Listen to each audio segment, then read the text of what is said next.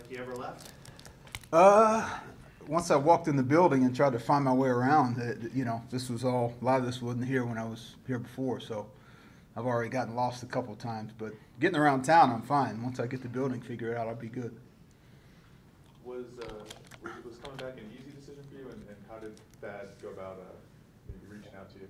Yeah, it was, we had spoke probably, I don't know, a month or so ago, I guess, and just initial talks, and I know he thought he might have some movement because Dave was involved, with the Delaware job and all that, but I think this is a position from a player development standpoint. It's something that he's wanted to do, but maybe somebody that he's known because he's such a loyal guy, and maybe no one's ever been available that he knows, where that position and that somebody being available has intersected. So one thing just kind of led to another, and it felt right for me. I mean, this is like reconnecting with an old girlfriend, one that you liked, and so it was a no-brainer. It's such a special place.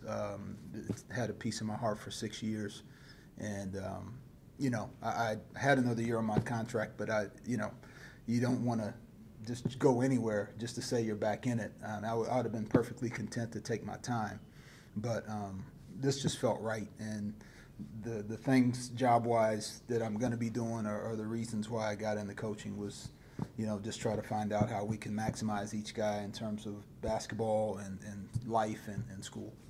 Maybe you just answered it. The player development means different things to different people. Mm-hmm. What does it mean to you, and what is your role going to be specific? Yeah, I think in a nutshell, just making each guy my own individual project, sitting down with each player and through a lot of conversation, a lot of time, a lot of trust. It's obviously not something that happens overnight, but just getting them to a point where they can get a snapshot of what the best version of themselves looks like, as a ball player, as a person, as a student, and all those things are interconnected, and that's when you're in this setting, there's a lot of demands obviously on a student athlete, but just getting them to understand, hey, if you're doing your best in these three areas, you're probably going to have pretty good experience here. And ultimately, as guys get older, just letting them understand, there will be a transition point. Very few guys walk away from the game like Kobe Bryant, in their own terms.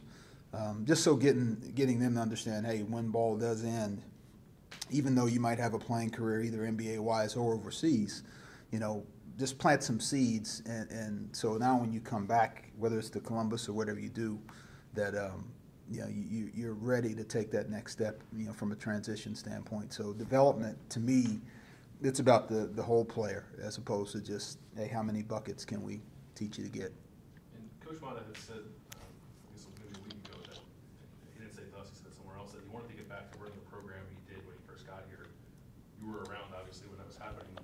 Do you guys have conversations about maybe what he got away from and what he's trying to get back to now? Not a ton. I mean, with the recruiting period that's been going on and my transition out of North Carolina, has been a lot of moving parts recently, as you can imagine. I mean, I just drove over here today from shaking hands with the movers that helped me get moved. So I think we'll get into that as time passes. But, I mean, I think knowing him like I know him, yeah, he just wants us to be, just a team that, plays with great humility, plays with great passion. You roll up your sleeves every night, not expecting or entitled to anything, but you go out and earn it. That's who he is as a coach, and I think he wants every team that he has to reflect that personality. With that, did you keep in much contact with him, I guess, over that 5-6 year period, whatever it was? And obviously, there's a reason why he's created this position. I mean, as he talked to you about what's transpired here in the last year and the different problems that he had, I think the position that you're being hired for sounds like somebody who will put their arms around somebody and breed some retention and make it a great experience for the kids. Well, I think, the maybe parents, youth league parents and sometimes in the AAU world, the greatest thing they think that we can give them is playing time. In my opinion, humble opinion, I think the greatest thing we can give them is our time. And that means whether it's time on the court, is it one-on-one, having Starbucks, but it's just getting them to understand, look, this is a very fast part of your life, the 1, 2, or 3 or 4 years that you're here.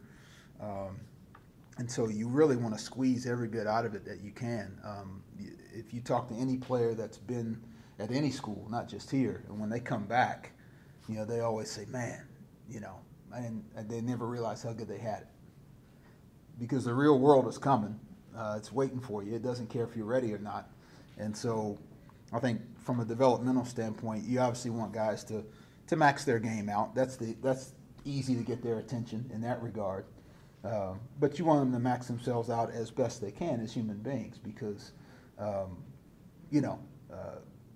whatever lessons they can learn here from being a great teammate, learn how to be responsible, learn how to be on time, learn how to be consistent, learn how to be unselfish, learn how to throw yourself into something bigger than you. That's something that's going to transfer to, business life, family life, church life, being a good guy in the neighborhood. I mean, from this point on, they're all going to be a part of something bigger than them. So what greater training ground than this to learn what that's about?